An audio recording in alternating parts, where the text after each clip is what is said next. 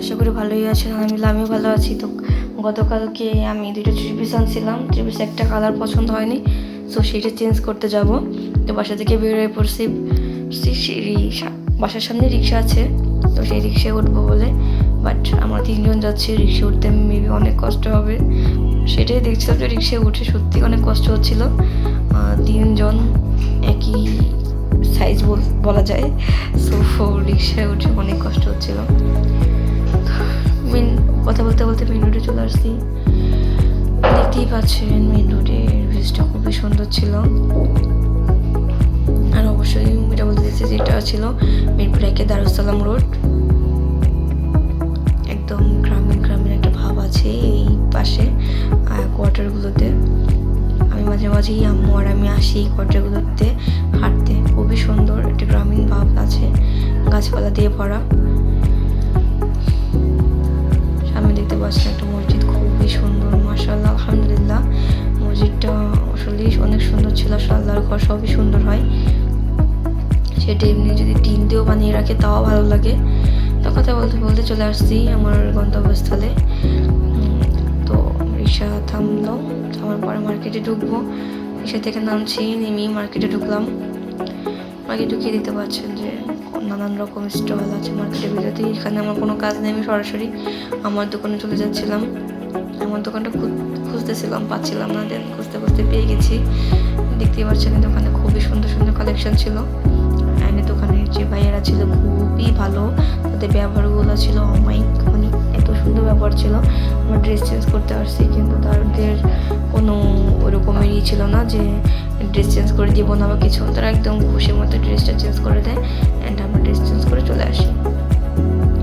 আবার রিক্সা উঠলাম, রিক্সা উঠে আমি উপরে বসে পড়ি, আম্মু আর আমার মামিকে নিচে বসাই দিই। আর এই রিক্সার উপরে যারা বসে তারা তো সবাই জানে যে কত কষ্ট হয়, কিছু করার নেই, বুঝতে হবে। তো যাচ্ছিলাম, আর এটা একটু মানে সরু পথ ছিল, লোকজন বেশি ছিল। সামনে একটা মসজিদে সবাই নামাজ পড়তে ঢুকতেছে, জোরে নামাজ পড়তে ঢুকতেছে, জোরে আজান দিচ্ছে কিছুক্ষণ আগেই।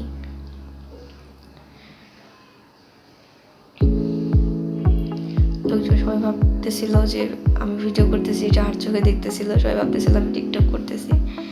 যাই হোক, তাদের যা ইচ্ছা ভাবুক, আমি আমার কাজ করতে থাকি। তো চলে আসছি প্রায় এখান থেকে মেন রোডে যাবে। রিক্সাটা মেন রোড হয়ে আমাদের বাসায় যেতে হবে। এই যে মেন রোডে চলে আসছি। মেন রোডে এসে দেখে একটা বিয়ের গাড়ি খুবই সুন্দর করে সাজানো ছিল।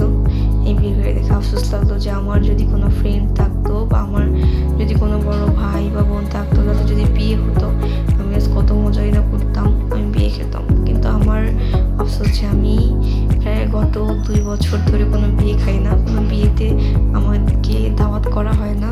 বিয়েতে দাওয়াত করা হলেও যাওয়া হয় না ওইভাবে, ওরকমের কাছে কোনো রিলেটিভসের বিয়ে হয় না। কিছুই করার নেই, আফসোস ছাড়া। মানে এইভাবে অনেকদিন হয়েছে বিয়েতে মজা করি না।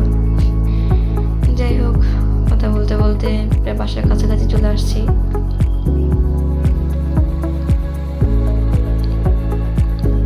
তো এবার আর কি বাসায় ঢুকবো।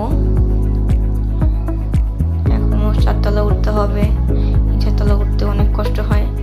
যাই হোক, এখন বাসায় ঢুকবো। বাসায় ঢোকার আগে যেটুকু বলতে চাই, আপনার মূল্যবান মন্তব্যটি আপনার কমেন্টের মাধ্যমে জানিয়ে যাবেন।